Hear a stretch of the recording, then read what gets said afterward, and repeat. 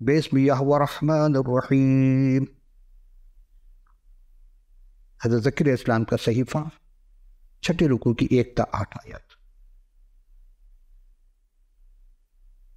فعدت ورفعت عینی ونظرت الی بعض مرکبات خارجۃ من بین جبل جبل النحاس، تب میں نے پھر آنکھ اٹھا کر نگاہ کی تو کیا دیکھتا ہوں، 2 پہاڑوں کے درمیان سے 4 رتھ نکلے اور وہ پہاڑ پیتل کے تھے۔ پہلے رتھ کے گھوڑے سرنگ، دوسرے کے مشکی اور تیسرے کے نقرہ، چوتھے کے ابلق۔ فرشتہ سے جو مجھ سے کلام کرتا تھا پوچھا، اے میرے آقا یہ کیا ہیں؟ فرشتہ نے جواب دیا، یہ آسمان کے 4 ہوائیں ہیں جو رب العالمین کے حضور سے نکلی ہیں، اور مشکی گھوڑوں والا رتھ شمال سے کو نکلا چلا جاتا ہے، اور نقرہ گھوڑوں والا اس کے پیچھے، ابلق گھوڑوں والا جنوب ملک کو، اور سرنگ گھوڑے والا بھی نکلا، اور انہوں نے چاہا کہ دنیا کی سیر کرے، اور اس نے ان سے کہا جاؤ دنیا کی سیر کرو، اور انہوں نے دنیا کی سیر کی۔ تب اس نے بلند آواز سے مجھ سے کہا، دیکھ جو شمالی ملک کو گئے ہیں انہوں نے وہاں میرا جی ٹھنڈا کیا۔ عزیزان ذی وقار،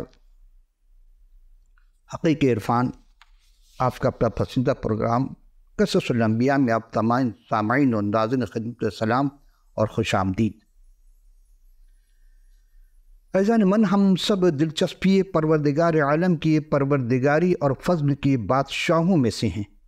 ہم سب اپنی لازمی طور پر، یعنی جو زندگی جس عمر کے عزیز میں ہیں، اگر عمیق نگاہ دوڑائیں تو ہمارے دنیاوی معاملات لازمی طور پر خدائے پروردگار کی پروردگاری کے تابع ہے یا نہیں، ہر شخص اس کو بخوبی جان سکتا ہے۔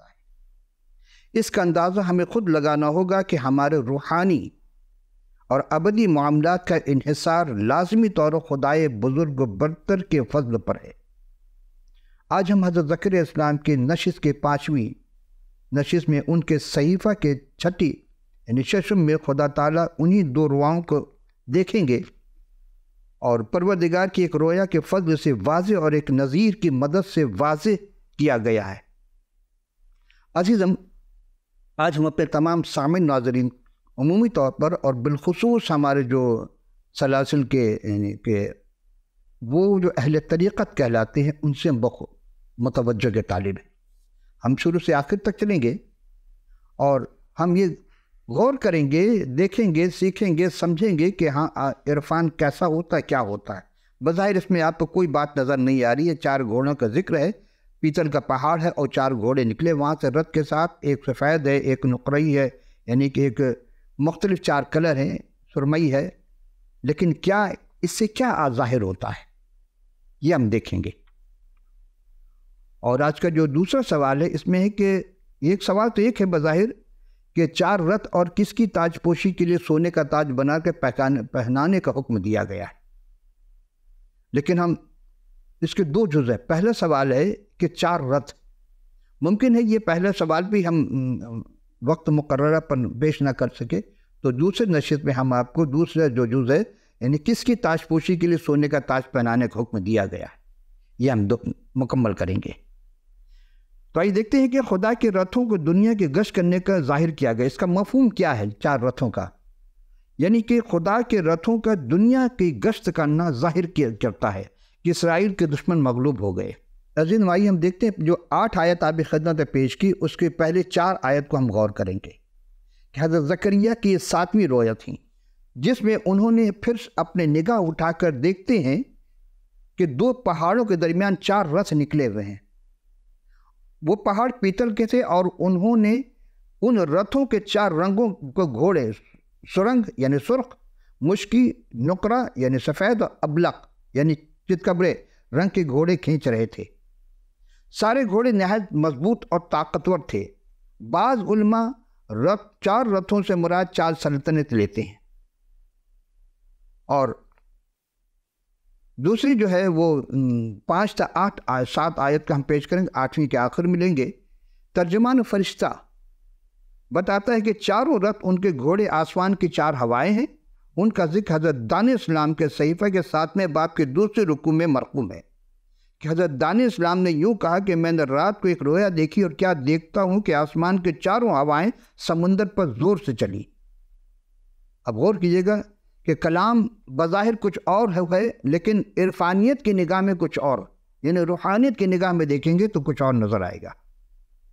یعنی کہ بعض علماء فرماتے ہیں کہ عبرانی زبان کے جس لفظ کا اردو میں ترجمہ ہوا کیا گیا ہے، یعنی ہوائیں چلی، اس کا مطلب اگرچہ دم اور روح یعنی دونوں کے لیے استعمال ہوتا، یہ خدا کے اعلی کار ہیں تاکہ غیر یہودی دنیا کو مغلوب کر کے حضور المسیح کے تابع ہو جائیں، یعنی قیامت تک آنے والے لوگوں کے لیے۔ اور یہ تقریباً 500 صدی قبل مسیح کی یہ باتیں ہو رہی ہیں۔ آج ہم 2023 میں عیسوی میں داخل ہو گئے، گویا کہ 700 سال قبل کی بات ہو رہی ہے۔ 2000 اور آج ہم 2000 یہ لے لیں اور 500 یہ 2500 کے لگ بھگ ہم۔ تفسیر الکتاب کے مصنف جناب میتھیو ہنری کانٹری کے عنوان پہ جو کتاب لکھی گئی تھی اس کا اردو ترجمہ مطبوعہ جو ہے اس کا سن ہے انٹرنس اور 16 ہے ریٹی گیٹر لاہور، ناشر ہے church foundation seminar saint Thomas centre نے کیا ہے، رائمنڈ روڈ باجازت HarperCollins publisher limited London. اور یہ جلد 2 صفحہ 1304 میں ان 4 مختلف رتھوں کے بارے میں کچھ یوں تحریر ہے۔ پہلا، رتھ کو سرنگ گھوڑے، یعنی جو رتھ کو سرخ گھوڑے والے جو رتھ کھینچ رہے تھے وہ بابل کی سلطنت کی نمائندگی کرتا ہے۔ اور دوسرے رتھ کو مشکی گھوڑے ہیں، وہ رتھ مشکی گھوڑے یعنی کہ کالے گھوڑے جو کالے ملتے جلتے ہیں کھینچ رہے ہیں، وہ فارس کے سلطنت کی نمائندگی کی ہے جو بابل کے خلاف شمالی ملک میں کی گئی۔ انہوں نے شمالی ملک میں خدا کا جی ٹھنڈا کیا، انہوں نے بابل کے خلاف سزاؤں پر عمل درآمد کیا اور یہودیوں کی اسیری سے چھٹکارا دلایا۔ تیسرے رتھ نقرہ گھوڑے، جو سفید گھوڑے والے کھینچ رہے تھے، یونانی نمائندگی کرتے ہیں جو مشکی گھوڑوں کے والے رتھ کے پیچھے پیچھے یعنی شمال کو گئے اور فارسیوں کا تختہ الٹ دیا۔ چوتھے رتھ ابلق گھوڑے جو چتکبرے ہوتے ہیں، یہ وہ رتھ جو رومی سلطنت کی نمائندگی کر رہے تھے جنہوں نے یونان سلطنت کی کو فتح کیا، یعنی سلطنت کو فتح کیا، اور ان کے متعلق کہا گیا ہے کہ وہ جنوبی ملک کو چلے جاتے ہیں۔ دونوں اطراف شمال اور جنوب نبوتی صحائف میں عام طور پر اسرائیل کے دشمنوں کی نسبت تھا، لکھتے ہیں مثلا شاہ شمال اور شاہ جنوب، کیونکہ مصر کو جو جنوب میں واقع تھا وہ رومیوں کے زیر کیا سرنگ گھوڑے ابلق گھوڑے کے ساتھ تھے، یعنی سرنگ گھوڑے ابلق گھوڑے کے ساتھ تھے، لیکن بعد میں الگ ہو کر اکیلے چلنے لگے۔ علماء ان گات اور دنڈال قوموں کو مراد لیتے ہیں۔ اسی طرح ہم پھر دیکھتے ہیں کہ تفسیر الکتاب کے اسی مصنف نے 1304 صفحے پر یوں رقم کرتے ہیں اور اپنی رائے کا اظہار کرتے ہیں کہ رویا اس عالم سفلی کے انتظام اور انصرام میں خدا تعالیٰ کی بادشاہی کی حکمرانی کو ظاہر کرتا ہے۔ سفلی یعنی پست، اسفل بھی جس کو کہا جاتا ہے، اور فرشتوں کو کئی دفعہ خدا کے رتھ کہا گیا ہے۔ اور جب یہ خاصان نے خود تحقیق کی تو کتاب مقدس میں لفظ رتھ پرانا عہد نامہ میں 28 مقام پر اور نئے عہد نامہ میں 3 مقام پر یعنی 31 مقام پر یہ ہے۔ اور جب رتھوں یعنی جمع کا صیغہ کا استعمال کیا تو پرانا عہد نامہ میں 40 مقام پر ہے، یعنی نیا عہد نامہ اور پرانا عہد نامہ دونوں کو ملا کر کے 71 مقامات پر یہ رتھ اور رتھوں کا ذکر ہے۔ عزیز اب ہم ذرا حضرت داؤد السلام نے جو زبور لکھی تھی اس کے 68ویں زبور کی 17ویں آیت کو ہم دیکھتے ہیں۔ خدا کے رتھ 20,000 بلکہ ہزار ہیں، اور خدا جیسا کوہ سینا میں ویسا ہی ان کے درمیان مقدس میں ہے۔ یہاں ہم یہ بھی سیکھ لیں اور علم عرفان کی آگاہی سے واقف بھی ہو رہے ہیں کہ خدا کے گھروں یعنی کلیسیا اور قوموں کے متعلق خدا انتظامات کو مختلف رنگوں اور گھوڑوں سے ظاہر کرتا ہے۔ آپ کو یاد ہوگا کہ جب ہم نے حضرت داؤد کا وہ خیمہ کا ذکر کیا تھا جو خیمہ انہوں نے قبضہ بنا، اس میں بھی رنگوں کا تذکرہ تھا۔ لیکن اب ہم ذرا مکاشفہ میں دیکھتے ہیں 6 باب کی یعنی 6 رکوع کی 2، 4، 5 اور 8 آیت۔ لیکن ہم ایک آیت سے شروع کریں گے تاکہ بات واضح ہو سکے۔ پہلی آیت میں ہے مکاشفہ میں، اور یہ یوننا عارف کا مکاشفہ ہے، یہ علم و عرفان کے اس منزل پر تھے یہ جب انہوں نے اس کو لکھا تھا کہ خدا کرو ان کو لے گیا۔ پھر میں نے دیکھا کہ برہ نے اس 7 مہروں میں سے ایک کو کھولا اور ان چاروں جانداروں میں سے ایک کی گرج کسی آواز سنی کہ آ، انہیں بلایا اسے، اور میں نے نگاہ کی تو کیا دیکھتا ہوں کہ ایک سفید گھوڑا ہے اور اس کے کمان سوار کمان لیے ہوئے ہے اور ایک تاج دیا گیا، اور وہ فتح کرتا ہوا نکلا تاکہ اور بھی فتح کرے۔ تیسری آیت میں ہے کہ جب اس نے دوسری مہر کھولی تو میں نے دوسرے جاندار کو کہتے ہوئے سنا کہ آ۔ پھر ایک اور گھوڑا نکلا جس کا رنگ لال تھا، اس کے سوار کو اختیار دیا گیا کہ زمین پر سے صلح اٹھا لے تاکہ لوگ ایک دوسرے کو قتل کریں، اور بڑی تلوار دی گئی۔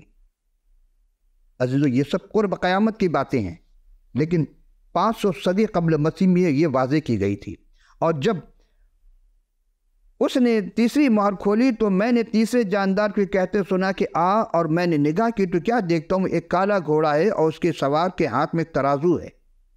اور جب اس نے چوتھی مہر کھولی تو میں چوتھے جاندار کو کہتے ہوئے سنا کہ آ، اور میں نے نگاہ کی تو کیا دیکھتا ہوں ایک زرد گھوڑا ہے اور اس کے سوار کا نام موت ہے، اور عالم ارواح اس کے پیچھے پیچھے، اور ان کو چوتھائی زمین پر اختیار دیا گیا کہ تلوار اور کال اور وبا اور زمین کے درندوں سے لوگوں کو ہلاک کرے۔ عزیزو، کیا آج یہی چیز نہیں ہے ہمارے یہاں؟ پورے دنیا میں کال بھی ہے، تلوار بھی چلنے، تلوار کی جگہ آج جدید امونیشن ہے، اور وبا بھی ہے، درندے بھی انسان کو تہے جان سے مار رہے ہیں، کھا جاتے ہیں۔ اب اگر ہم غور کریں تو یہاں بھی خداوند متعال کی مشورتیں اور ان کے فرما ہی ہمارے واقعات کا سرچشمہ ہے۔ ویسے تو اٹل ہے کہ جیسے پیتل کے سارے پہاڑ اور یہ رتھ پیتل کے دونوں پہاڑوں کے درمیان سے نکلے۔ حضرت ایوب علیہ السلام کا صحیفہ کو جب ہم غور کرتے ہیں اس کے 23ویں رکوع کی 14ویں آیت میں یوں مرقوم ہے، کیونکہ جو کچھ میرے لیے مقرر ہے وہ خدا پورا کرتا ہے، اور بہت سی ایسی باتیں اس کے ہاتھ میں ہیں۔ ہم پریشان ہو جاتے ہیں، لیکن اگر خدا پر بھروسہ کریں تو خدا ضرور ہمیں ہر پریشانی کا حل عطا کرتا ہے۔ اصل میں توکل لازمی ہے۔ عزیزان محترم، ہمارے لیے محدود سمجھ کے ساتھ خدا کی مشورتوں کا احاطہ کرنا ایسا ہی ہے جیسے تماثیل، جیسے پہاڑوں کو اپنے بازو میں گرفت میں لینا۔ کیا کوئی پہاڑ کو اپنے بازو میں گرفت لے سکتا ہے؟ کیا کوئی بارش سے آسمان کو ناپ سکتا ہے؟ سمندر کے پانی کو چولہے میں اٹھا سکتا ہے؟ یہ وہ سوالات ہیں جو انسان کے بس میں نہیں ہے، لیکن خدا تعالیٰ کے ارادوں کو بدلنا ایسا ہی ہے جیسے پیتل کے پہاڑوں کو ان کی جگہ سے ہٹا دینا، مقام کو تبدیل کر دینا جو کہ ناممکنات میں سے ہے۔ خدا تعالیٰ کی پروردگاری کا کام رتھ میں ہے جن میں وہ بادشاہ کے طرح سوار ہوتا ہے۔ انسانی سوچ اس احاطہ نہیں کر سکتی، کیونکہ خدا کے امور اور انتظام رتھوں کی طرح تیز رفتاری سے حرکت کرتے ہیں۔ پاک فرشتگان خدا بحکم خدا پروردگاری یعنی انتظام اور انصرام کے خادم ہیں، اس آسمانی لشکر سے کام لیتے ہیں جو تصور انسانی سے بلند و بالا ہے۔ انسان کی سوچ وہاں نہیں پہنچ سکتی۔ وہ رتھ ہیں یا گھوڑے، اور ان رتھوں کو کھینچتے ہیں، جو ان رتھوں کو کھینچتے ہیں وہ زور آور اور توانائی اس میں عظیم ہیں، بڑے ہیں۔ کبھی ایک ایک نبی کو بحکم خدا اٹھا کر کے آسمان پر لے جاتی ہیں اور دوسرے کو زمین پہ حفاظت کرتے ہیں۔ ان کا ایک سپاہی خداوند متعال کا انسان کے 1,00,000 کا مقابلہ کر سکتا ہے۔ عزیزان محترم، ہم اپنے تمام سلاسل یعنی اہل طریقت کے بزرگوں، بھائیوں، بہنوں، بچوں کے لیے توجہ کے طالب ہیں، کیونکہ ہم آپ کے لیے رتھ اور گھوڑا کے اس بھید کو افشا کرنے جا رہے ہیں۔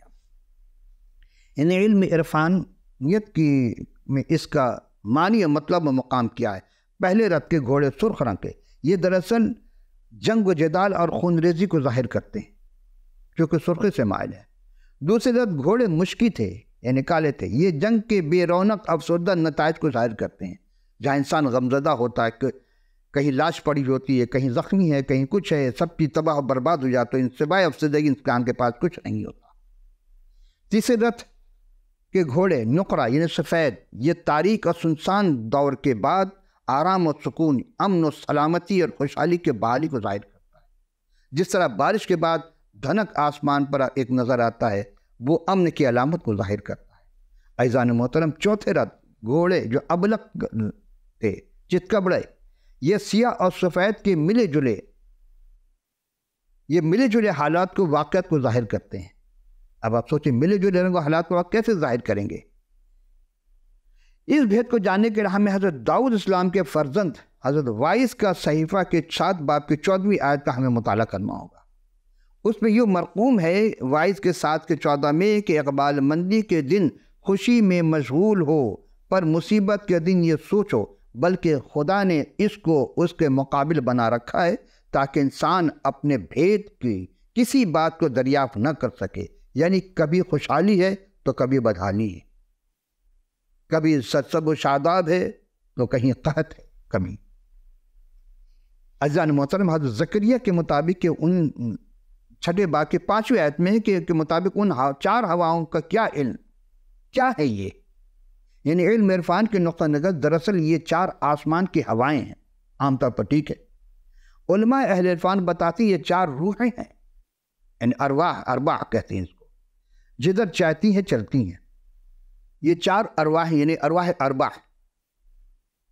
جدھر چاہتی ہیں چلتی ہیں، وہ زمین کے چاروں کونوں سے چلتی ہیں، گویا کہ یہ فرشتے ہیں جو رب العالمین کے حضور سے نکلے ہیں۔ وہ عالم بالا میں خدا تعالیٰ کے جلال کو دیکھتے ہیں، یہ ان کی مبارک حالی ہے۔ وہ عالم سفلی میں اس کے جلال کی خدمت کرتے ہیں، ان کا ہی کام ہے، یعنی ان کا یہی کام ہے کہ خدا تعالیٰ کی پروردگاری میں ایک نہایت قابل تعریف خوبصورت ہے۔ دراصل ایک واقعہ دوسرے واقعے کو توازن دیتے ہیں۔ زکریا کے 6 میں ہے کہ مشکی گھوڑا رتھ جو تھا وہ شمال کو نکلا، وہ اپنے ساتھ نہایت تاریک افسردہ واقعات کو لے کر چلا، اور فوراً ہی نقرہ گھوڑوں والا رتھ اس کے پیچھے چل نکلا۔ یہ ماتم کرنے والوں کے لیے خوشی لے کر نکلا۔ یہ اپنی کلیسیا یعنی خدا کے گھر کے لوگوں کے ساتھ خدا کے سلوک کا بیان ہے، اور مشکی گھوڑے نکلتے تو ان کے فوراً بعد نقرہ گھوڑے ان کے پیچھے روانہ ہوتے، کیونکہ جہاں دکھ زیادہ ہوتے ہیں وہاں خدا تعالیٰ تسلی و تشفی کا منبع ہے، انہی کے ذریعے سے انسان کو روحانی اور جسمانی تسلی و تشفی ہوتی ہے۔ اس بات کو یوں سمجھے آپ، ہم دوسرا کرنٹھیوں پہلے باب کی 4 اور 5 آیت کو میں دیکھتے ہیں، وہ ہماری سب مصیبتوں میں ہم کو تسلی دیتا ہے تاکہ ہم تسلی کے سبب سے جو خدا ہمیں بخشتا ہے ان کو بھی تسلی دے سکے جو کسی طرح مصیبت میں مبتلا ہیں۔ دیکھیں، تسلی دینا انسان کے فطری عمل بتایا جا رہا ہے کہ اگر کوئی غمزدہ ہو تو اس کو جا کر تسلی دو، تشفی دو، کیونکہ خدا نے تم کو تسلی و تشفی دی ہے۔ آئیے ہم 6 آیت کی جانب چلتے ہیں کہ جہاں ابلق گھوڑے کے یعنی 4تھے رتھ کے متعلق ہے۔ پہلے تو جنوبی ملک کو چلے، لیکن بعد میں انہوں نے چاہا کہ دنیا کے سیر کریں۔ اگر ہم ساری دنیا میں ادھر سے ادھر یا ادھر سے ادھر جائیں تو دیکھیں گے خدا کی پروردگاری سے سارے حالات و واقعات نہ تو بالکل کالے ہیں اور نہ ہی بالکل سفید ہیں، نہ ہی اچھے ہیں نہ ہی برے ہیں، یعنی کہیں اچھے بھی کہیں، یعنی سلیٹی کلر جو ظاہر کر رہا ہے، یعنی سیاہی اور سفیدی ملی جلی آمیزش ہوئی ہے۔ یہ ہے ہماری دنیا جس میں ہم رہتے ہیں۔ خدا تعالیٰ اپنی پروردگاری کے سارے اعمال سے خوش ہیں۔ خدا جو کرتا ہے بہتر کرتا ہے۔ انسان اپنے من مانی میں ابلیس کے پیروکار ہو کر دنیا میں نقصان پہنچا رہا ہے۔ اس بات کو ہم زکریا کے 8ویں آیت میں سے دیکھیں گے۔ تب اس نے بلند آواز سے مجھ سے کہا، دیکھ جو شمال ملک کو گئے ہیں، انہوں نے وہاں میرا جی ٹھنڈا کیا۔ تشریح کیا ہوئی؟ حضرت زکریا کو ترجمان کے جو فرشتے تھے بتایا کہ جو عورت گھوڑے شمال کے ملک کو گئے، انہوں نے وہاں میرا جی ٹھنڈا کیا۔ اس کا مطلب ہو سکتا ہے کہ شمالی ملک بابل کا لشکر جو اسرائیل کے لیے مستقل خطرہ یعنی مستقبل میں خطرہ تھا، نیست ہو، نابود ہو گیا۔ ایسے ہم غور کریں، اگر رویا کو مجموعی طور پر دیکھا جائے تو ظاہر کرتی ہے، یعنی معلوم ہوتی ہے کہ خدا تعالیٰ قاصدوں یعنی اپنے فرشتوں کے نے اسرائیل کے دشمنوں کو تباہ برباد کیا۔ جو بھی خدا کا منکر ہوتا ہے خدا اسے تباہ برباد کرتا ہے۔ پہلے تو موقع دیتا ہے، وہ رحمان ہے، رحیم ہے، کریم ہے، ستار ہے، غفار ہے۔ اس کے ایک وقت آتا ہے کہ وہ برداشت کرتے کرتے اور پھر وہ اس کو تنبیہ بھی کرتا ہے، لیکن جب نہیں ہوتا ہے تو پھر وہ اس کو تباہ برباد کرتا ہے۔ یعنی اہل تصوف کی زبان میں مشکی گھوڑے نے جو غیر معمولی سزاؤں کو ظاہر کرتے ہیں، نقرئی گھوڑا جو غیر معمولی مخلصی چھٹکارے کو ظاہر کرتے ہیں۔ غور کیا آپ نے، انسان کی زندگی میں جو گناہ ہے وہ سیاہ ہے، لیکن جب وہ توبہ کر لیتا ہے تو اس کے اندر نور آتا ہے، یعنی سفیدی نقرہ گھوڑا کو ظاہر کرتا ہے، تو پھر وہ نور میں چلنے لگتا ہے۔ اگر وہ نور میں چلے گا تو اس کو ہر قدم پر ہدایت ملے گی، گو کہ مصیبتیں آئیں گی، تکالیف ہوں گی، لیکن وہ برداشت کرنا ہوگا اس کو، اور جو برداشت کر جاتا ہے پھر اب یہاں میں دیکھیے دونوں قسم کے گھوڑے جو شمال ملک کو گئے تھے، وہاں حال ہی میں کلیسیا میں یعنی عبادت خانوں کے حوالے سے نہایت قابل ذکر عمل و حرکت کا منظر پیش کرتے ہیں، یعنی اسے یوں سمجھے کہ قرب قیامت جب حضور المسیح کی آمد ثانی ہوگی تو اس کے بعد کا منظر ہے۔ عزیزم، اب ہم دوسرے سوال کی جانب چلتے ہیں، دوسرا جز۔ آئیے ہم دوسرے جز کی جانب لکھتے ہیں کہ آج کا دوسرا جز کیا ہے۔ کیا سوال تھا کہ کس کی تاج پوشی کے لیے سونے کا تاج بنا کر پہنانے کا حکم دیا گیا؟ اس کے جواب مختصر ہے کہ یشوع کی جو بحیثیت سردار کاہن تاج پوشی کی گئی، اور یہ 9 سے 15 آیت ہے اسی رکوع کی۔ ممکن ہے کہ اس پہلی نشست میں نہیں، ہم دوسری نشست میں اس کو پورا کریں گے، جو کہ آپ کے پاس کتاب مقدس ہے، ہم آیات نہیں بلکہ ہم اس کی تشریح پیش کریں گے۔ اگر آپ کے پاس کتاب نہیں ہے تو آپ ہمیں ضرور لکھ بھیجیے کہ ہم آپ کو کتاب مقدس فی سبیل ارسال کر دیں گے۔ مفہوم کیا ہے اس کا؟ مفہوم یہ تصور ہے کہ حضور المسیح کی بحیثیت بادشاہ اور سردار کاہن آئیں گے، کہ جب وہ آئیں گے قرب قیامت، جیسے ہم نے آپ سے پیش کیا تھا کہ آیت نمبر سورہ بقرہ آیت 210 میں یہ واضح ہے کہ مسیح کی آمد پر ہے، اور یہ خدا تعالیٰ کا گھر کلیسے کی مملکت کا مثال اور تمثیل ہے۔ آئیے دیکھتے ہیں برادر، بہت سے ہمارے برادران خواہران کچھ بزرگ سوال کرتے ہیں کہ آخر ایسی عمیق اور گہری باتیں آپ کو کون لکھ کر دیتا ہے؟